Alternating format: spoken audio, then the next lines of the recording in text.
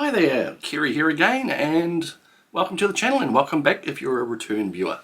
Today I'm looking at this Saga Volume 10. Now this is the 10th collected trade of the Saga comic book series. The comics themselves come out monthly, I believe, and this collects 6 issues of the comic up till October 2022. Now Saga started about 10 years ago, and I've been collecting these collected trades ever since. And about 4 or 5 years ago, the creators decided to put the series on hiatus for whatever reason, and it only started up again early last year, 2022. And this is the first collection that's been released since then. Now Saga is probably best for you to jump in at the very first volume of this series. If you start at number 10, you're not going to really understand half the things, half the meaning, half the impact of what's going on. Yeah, so the original volumes are readily available. I think most of the books are still in print, and they are available digitally as well. So anyway, Saga, the story is basically 2 star-crossed lovers on the foot soldiers on either sides of an interstellar war. One side uses magic and has horns, the other side have wings. 2 main characters of Saga, Marco and Alana, they fall in love and produce a child which is kind of like a hybrid of both races, and the powers that be see this as a great abomination, and each side starts pursuing them, and they have adventures on the run and come across a whole cast of other characters which either want to chase them or make friends with them.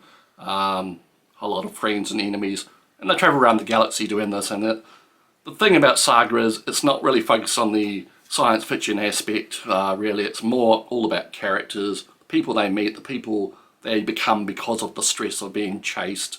And there's a strong family ethic as well. The books are narrated by Hazel, which is the child they produce. As she grows up, she kind of tells the tale of what's going on with her parents, and she's a bit more knowing than her parents seem to think. Now there was a massive cliffhanger, shock ending to Volume 9, and this book starts out again. I'm not sure how much later it is, maybe a year, maybe later, and the family is kind of morphed. There's different members now. And they're still making their way on the run, trying to sell and trade goods to make money, and on their way they encounter a space pirate, and their adventures after encountering him kind of change things again for them.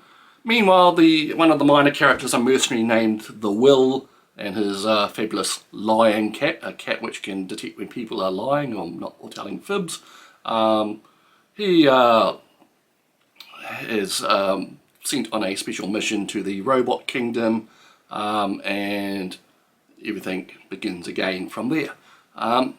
So Saga is, as I probably haven't even mentioned, it is a graphic novel based on comic books. The artwork is superb by Fiona.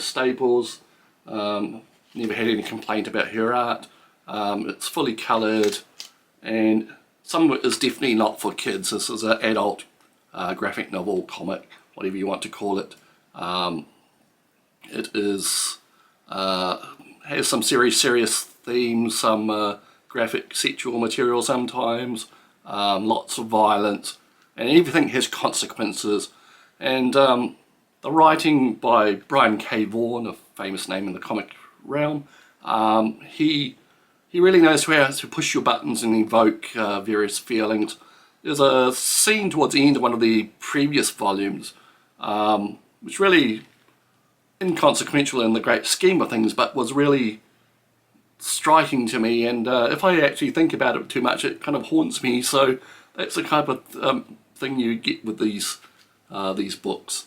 So that is Saga Volume 10, out now. I am awaiting Volume 11. Thank you, and we'll see you next time.